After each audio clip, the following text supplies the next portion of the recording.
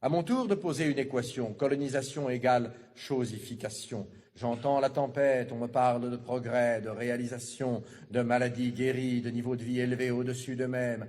Moi, je parle de sociétés vidées d'elles-mêmes, de cultures piétinées, d'institutions minées, de terres confisquées, de religions assassinées, de magnificence artistique anéantie, d'extraordinaires possibilités supprimées. On me lance à la tête des faits, des statistiques, des kilométrages de routes, de canaux, de chemins de fer.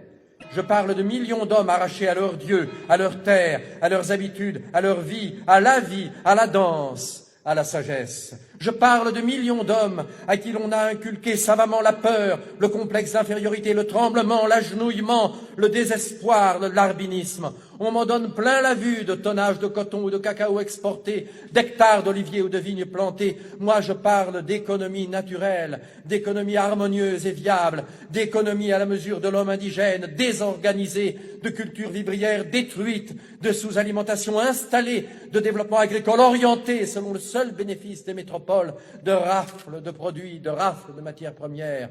On me targue d'abus supprimés. Moi aussi, je parle d'abus, mais pour dire qu'aux anciens, très réels, on en a superposé d'autres, très détestables. On me parle de tyrans locaux mis à la raison, mais je constate qu'en général, ils font très bon ménage avec les nouveaux, et que de ceux-ci aux anciens et vice-versa, il s'est établi, au détriment des peuples, un circuit de bons services et de complicité.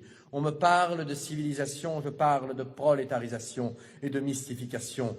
Pour ma part, je fais l'apologie systématique des civilisations para-européennes.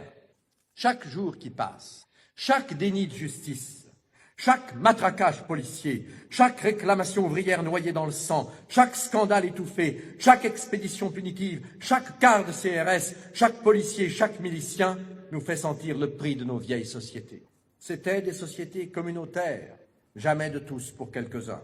C'étaient des sociétés pas seulement antécapitalistes, comme on l'a dit, mais aussi anticapitalistes. C'étaient des sociétés démocratiques toujours, c'étaient des sociétés coopératives, des sociétés fraternelles.